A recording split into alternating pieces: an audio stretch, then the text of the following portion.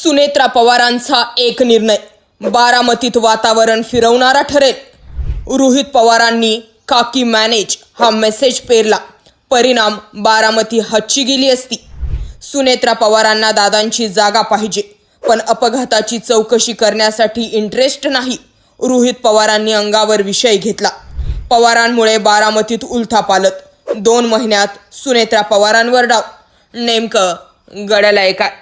अजित पवारांचं निधन झाल्यानंतर जिथे बारामती बिनविरोध होईल अशा चर्चा सुरू झाल्या, त्या सगळ्यांवर पाणी फेरण्याचं काम पुढील 2 महिन्यात झालं.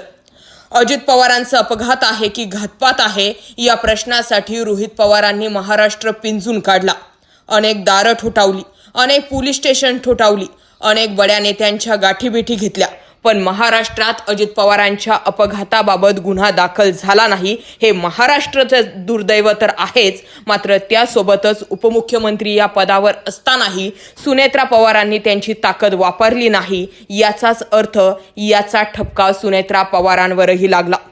गेल्या काही दिवसांपूर्वी रोहित पवारांनी बोलताना म्हटलं होतं की साधी एक FIR घेतली गेली नाही. सुनेत्रा काकी या महाराष्ट्राच्या उपमुख्यमंत्री आहेत. त्यांनी म्हणायला हवं होतं, रोहित तुझा काय विषय आहे तो सांग. लगेच संबंधित अधिकाऱ्यांना फोन करायला लागत होता आणि अजित पवारांच्या अपघाताबाबतची FIR घ्यायला लागत होती.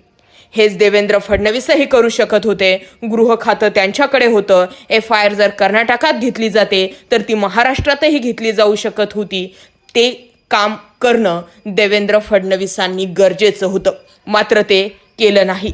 अजित पवारांचे पुत्र म्हणून जय पवार आणि पार्थ पवार यांनीही अजित पवारांबाबत नेमकं घडलंय काय हे समजून घेण्यासाठी प्रश्न उपस्थित केले नाही. ठेवले खाली स्टेटस आणि टाकले 1-2 ट्विट. याच्यातून काहीही निकाली लागलं नाही आणि हाही मेसेज बारामतीकरांपर्यंत पोहोचत होता. जर अजित पवारांच्या घरातील व्यक्ती असतानाही सुनेत्रा पवार, जय पवार आणि पार्थ पवार यांनी हवी तशी भूमिका अजित पवारांच्या अपघाताबाबत घेतली नाही, तर मग सुनेत्रा पवारांच्या पाठीशी उभं राहायचं की ज्या रोहित पवारांनी प्रश्न उपस्थित करून सरकारला घाम फोडला, त्या रोहित पवारांच्या पाठीशी असणाऱ्या शरद पवारांच्या पाठीशी उभं राहायचं. हा प्रश्न बारामतीकरांनी सोडलाय आणि याचेच फलित म्हणून आज सकाळी बारामतीच्या अनेक ठिकाणी जे आहेत काही पोस्टर होते. त्या पोस्टरवर लिहिलेलं होतं की आमच्यासाठी अजित पवार हे नावच पुरेसे, दादा हे नावच पुरेसे, पटेल आणि तटकरेंची आम्हाला गरज नाही. आज सुनेत्रा पवार त्यांचा उमेदवारी अर्ज दाखल करणार आहे आणि त्याच दिवशी बारामतीमध्ये अजित पवार हे नावच पुरेसे आहे, पटेल आणि तटकरेंची गरज नाही हा मेसेज टाकला गेला.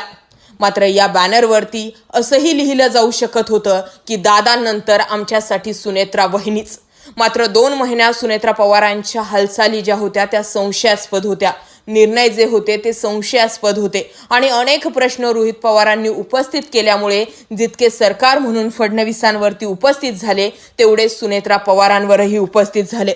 आणि त्यामुळे जर सुनेत्रा पवार निवडणूक आयोगाला ते पत्र लिहित नव्हते की 28 जानेवारी नंतरचं कुठलाही पत्रव्यवहार वैध धरू नका, आणि जर मेसेज हा पोहोचवत नव्हते की पटेल आणि तटकरे नाही तर सुनेत्रा पवार पक्ष चालवते, सुनेत्रा पवारांचाच पक्षावर ताबा आहे, हा मेसेज पोहोचवला म्हणून तरी बारामतीत कुठेतरी सुनेत्रा पवारांविषयी आता सहानुभूतीही आणि एक जबाबदार व्यक्ती म्हणून किंवा निर्णायक व्यक्ती म्हणून लक्ष केंद्रित करता आलं.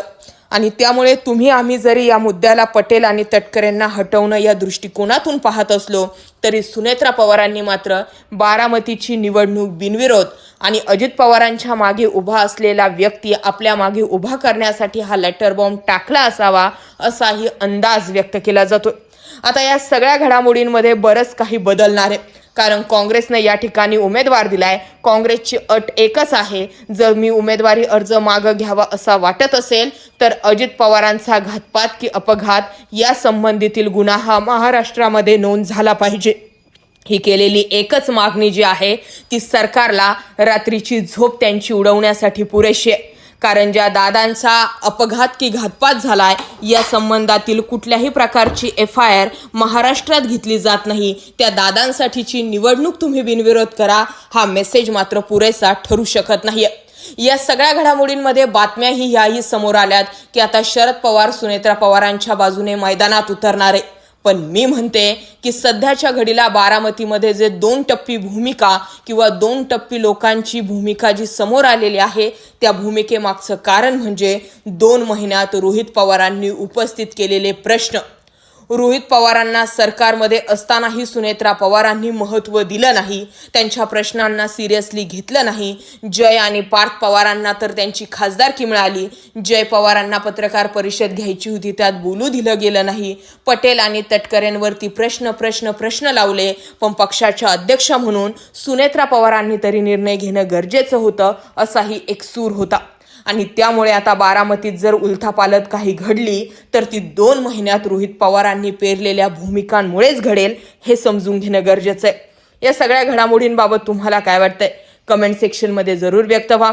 अजित पवारांबाबतची FIR किंवा गुन्हा दाखल व्हावा यासाठी सुनेत्रा पवारांनी कुठली भूमिका निभावली? ज्या बेसवरती सुनेत्रा पवारांना बिनविरोध करायचा असा प्रश्न जो बारामतीकरांना पडलाय, तो योग्य की चूक?